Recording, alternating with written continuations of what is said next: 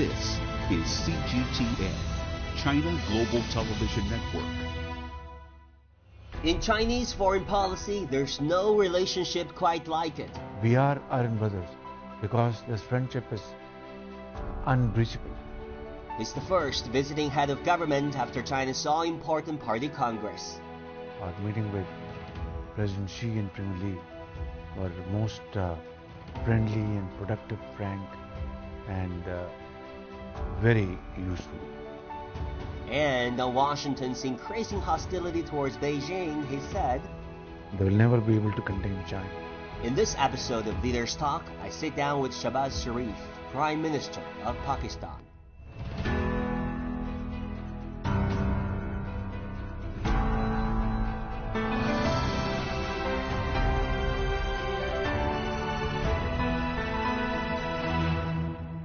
Hello and welcome to Leaders Talk. I'm Wang Guan in Beijing.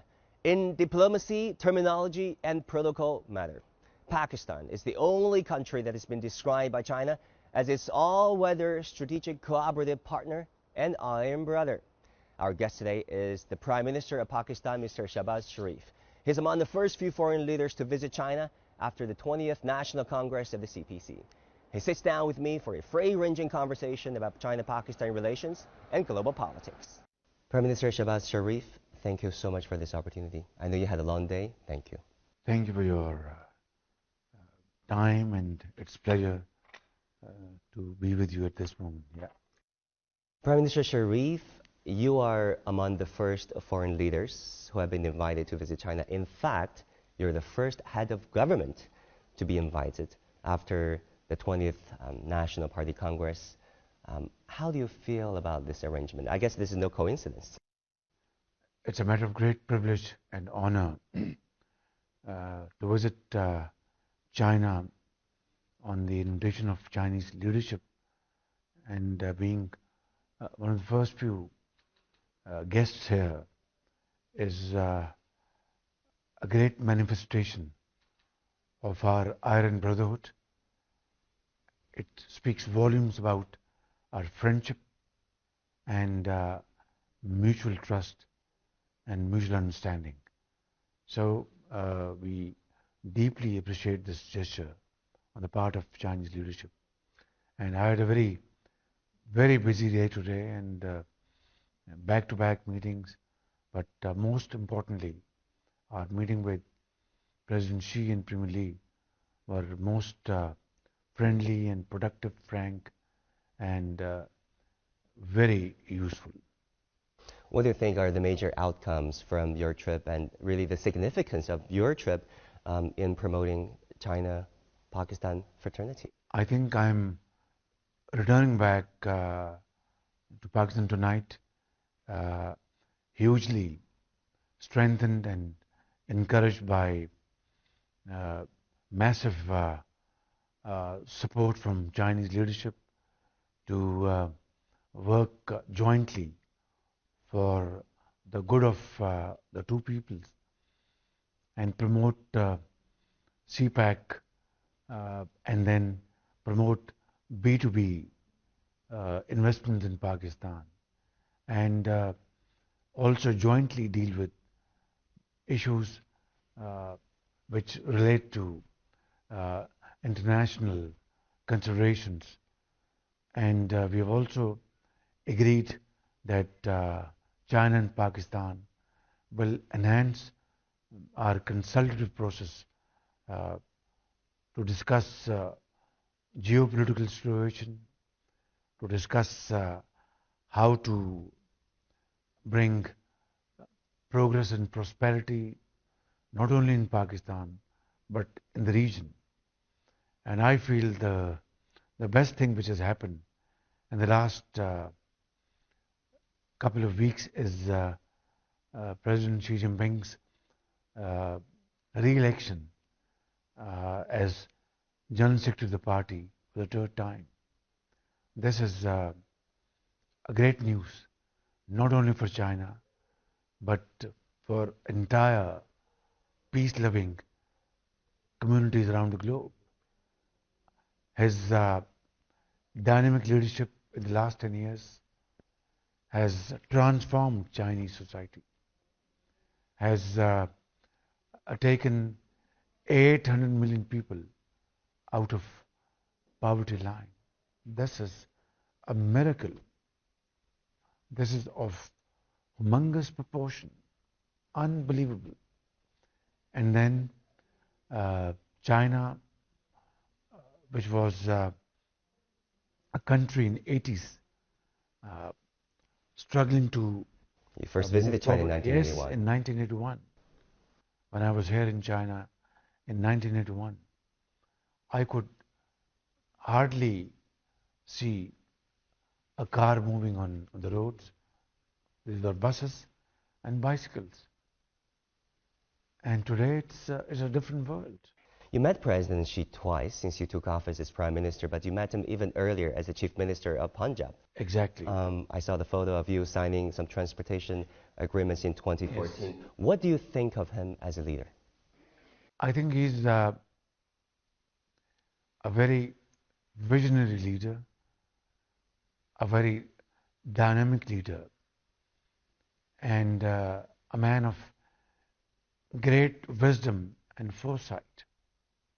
Otherwise, to transform this Chinese society in the face of huge challenges, external, diplomatic, and other issues, to carve one's way out and convert China into the second largest economy of the world and the second mightiest military power around the globe is not a joke. It is an achievement unprecedented. And that shows his grit. That shows his courage, his wisdom, his sense of understanding of issues. And I believe it all stems from his early days as a young boy when he spent years in Yellow Land. And I think he had seen things through very closely. Poverty, unemployment, and other challenges. That always lived in his mind. And as he progressed in life, he used his energy, his commitment to the Chinese people to change their lifestyle. And poverty should not be a stigma on the face of China, which he has done. It is remarkable. And of course, he's a man who has seen both sides of the world. And he always remembered that China in the previous centuries have been maltreated, have been dealt with unjustly and unfairly. He wanted to recover from that embarrassment. And look, China is now touching zenith of glory. It's not through only speeches. It is through practical implementation, hard work, sacrifice, and continuous hard work, untiring efforts, collective efforts, whether in rural areas or in urban areas, whether in industry or in agriculture. So President Xi Jinping is a role model for me.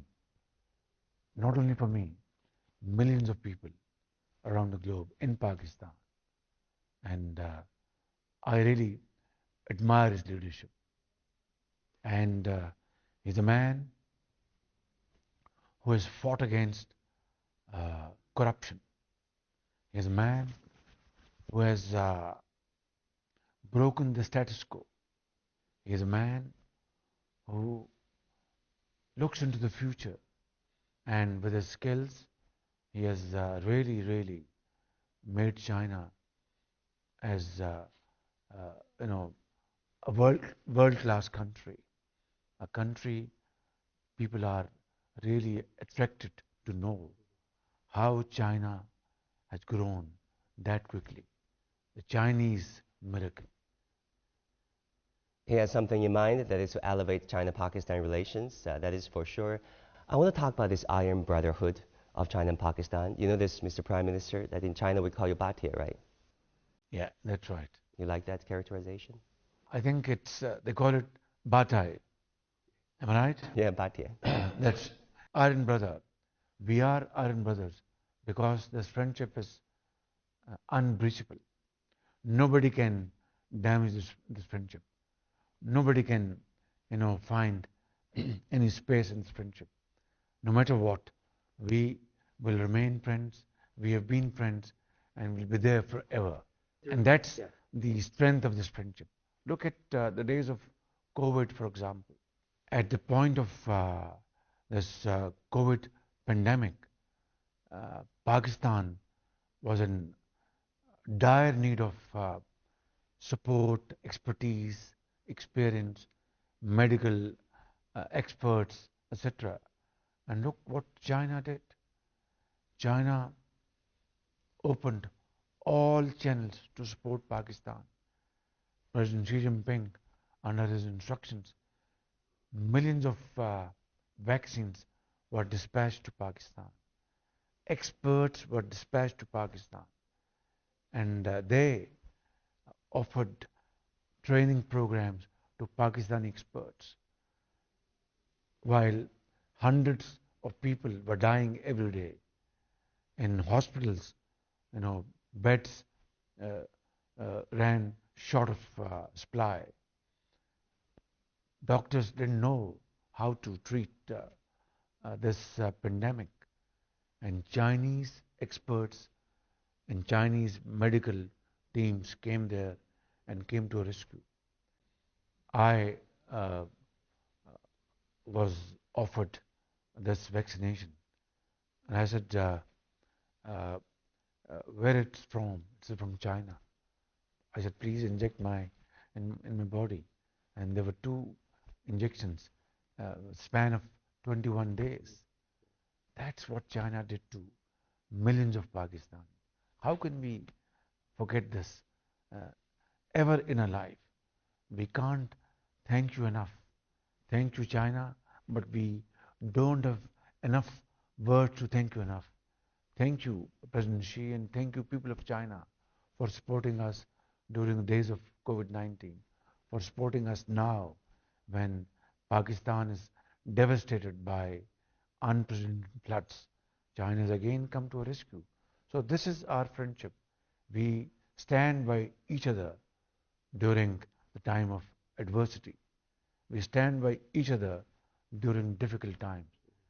That is our friendship. That is our strength. How are our brothers and sisters doing in Pakistan? I know that's record-smashing floods and rainfall. A third of the country is underwater. How are they coping? Yes, 1/3 of the country has been submerged. Even as we speak, water is still stagnating in parts of Sindh and Balochistan, which has led to waterborne diseases. And now winter is setting in. In the northern parts, in the mountains, people need shelter. And at this point of dire urgency, China again, first established air bridge, sent, goods for flood-affected people, through military aircrafts, and then through shipments through sea, provided very hefty cash amounts. Not only government of China, Chinese companies, Chinese people, even somebody told me, children, while watching television I have a real story here, if you don't mind me sharing. A 14-year-old schoolgirl in southern China donated nearly much of her pocket money to the people of Pakistan. There you are. And she said this, because in 2008, during the Wenchuan earthquake, Pakistan donated all of its reserve tents, strategic reserve tents, to the quake victims. And then a friend in need is a friend indeed. She's returning the favor. That's exactly true. You have snatched words from her mouth. And this is like a family. This is like one body. If a part of the body, aches, the whole body aches. This is, truly speaking, our fraternal relations. And as you said, a friend in need is a friend indeed. China has always been with Pakistan, and that's the finest part of the story.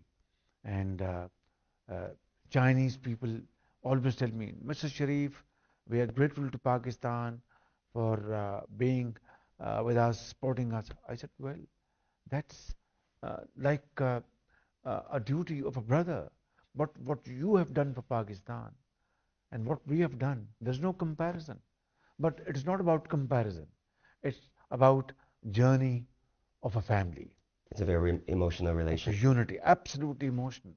This A 14-year-old schoolgirl, yeah. schoolgirl, this is a fabulous story, and it is now, I think, spread on social media in a big way, and that speaks volumes about our emotional bondage. And I think we are set to move forward and enhance our cooperation. Talking about development, neoliberalism was considered the only viable option to prosperity and advancement of society. Those opinions are held by the Western elites.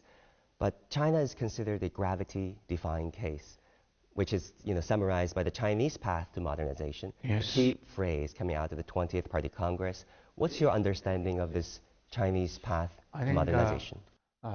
The strongest message with utmost clarity which has come out from 20th session of National Congress of CPC says two things clearly: continuity and sustainability.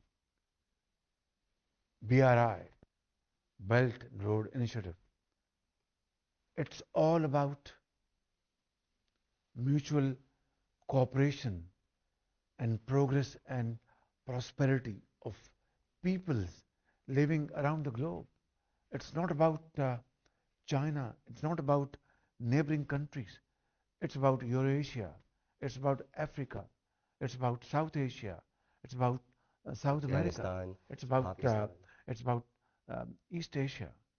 That is the most shining part of this vision of President Xi Jinping, coupled with GDI, Global Development Initiative. And we are I'm very happy to announce that we will be one of the first countries having signed this document, and we will implement this in Pakistan without any delay. And this is all about globalization. President Xi's vision is about globalization, is about inclusive participation and not exclusive role. And this is where I think he makes a difference between him and other leaders of this world.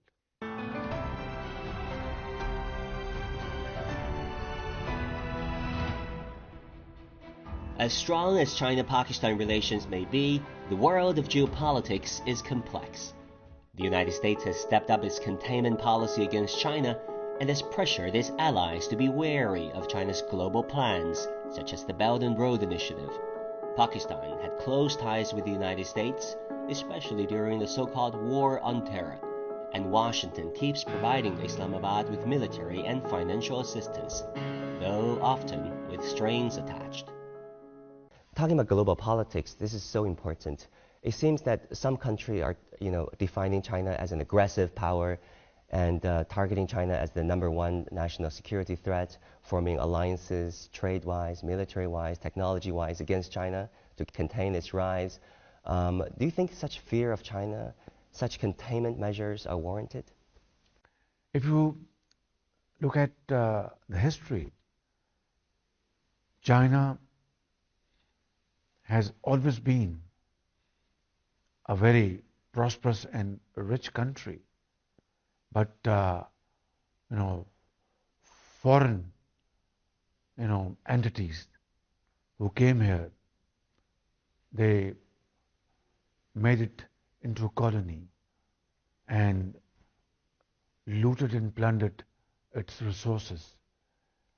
But China had been bestowed upon by God Almighty infinite resources and energy.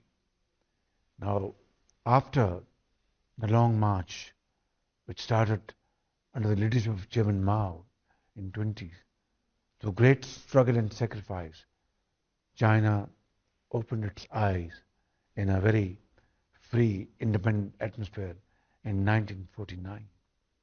And now, in about 70, 72 years, look at China. At that point in time, in 49, China had to provide food, shelter, education to its citizens. And it was a great struggle. It was a great effort. And today, look at China, the second largest economy of the world, a very prosperous country, has trillions of dollars of trade annually, probably $6 trillion, trillions of dollars of their foreign exchange. People have a home to live, have education, have health, have jobs, have comfortable transport, education, modern skills, modern techniques. China has not shown in anybody's remotest imagination any germs of expansionism. To the contrary, China's philosophy is about globalization, is about interaction, is about prosperity and progress. And the policy of those who believe in containment are sadly mistaken. They will never be able to contain China. China is a mighty power. The world cannot operate without China, and vice versa.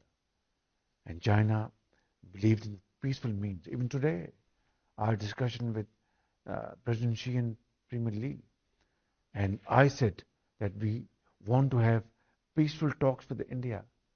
And they not only fully endorsed my point of view, they encouraged me that this is the way forward. So, Chinese military prowess is not for aggression, it is for its defense. And rightly so, keeping in view the past history, China cannot afford to remain weak in this area. Therefore, China is within its rights to be militarily strong, yet be very cautious and careful as not to give even slightest of impression that this power is for aggression. No. That is the finest moment of China's leadership. I want to talk about infrastructure because it's very important to you. You're a 3-time Punjab Chief Minister. When you're a Chief Minister of Punjab, you're known as a diligent administrator and someone who gets things done, right? Shehbaz Speed is a word coined by the news media. You oversaw the road, highways, and the metro line there. I had the privilege of visiting Punjab a few years ago. What do you think CPAC or the BRI bring to Pakistan? CPAC is an offshoot of BRI, and it is again a brainchild of President Xi Jinping. And this program was mutually agreed and signed between Prime Minister Nawaz Sharif and President Xi Jinping back in 2015, April 2015 in Islamabad. And ever since, $30 billion have been invested. It has given great impetus to Pakistan's economy. And it has energy projects, infrastructure, and multifarious interventions, which has provided thousands and thousands of jobs to people of Pakistan, prosperity and progress. Now we have to move forward.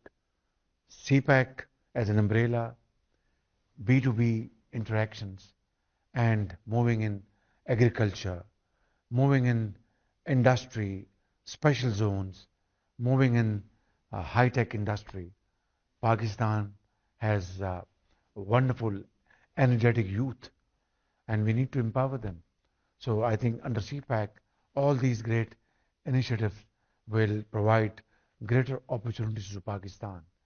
Therefore, I think this friendship, this vision will be harbinger of change in time to come. There are criticism towards the BRI, which can be summed up as follows. Number one, it leads up to a debt trap. And number two, it shapes up to be China's neo-colonialism. Do you think those assertions are fair? Not at all. It brings harmony. It brings peace and progress to people. I mean, it is not something, a combination of stick and carrot. It is only carrot. Stick, where is stick in this? So how can you even think of, colonialism? That was something done through the barrel of the gun. Yeah. Here, it is through economic interaction, inclusive partnership. So I think, please have a very clear differentiation between the two. Mr. Prime Minister, finally, I want to ask you once again about this Iron Brotherhood of China and Pakistan. If you look around the world, close ties between nations are usually formed through a shared heritage, such as the Anglo-American Alliance, or through a common ideology, such as the former Soviet bloc, or through a similar religion. China and Pakistan don't seem to fit into any of those previous paradigms.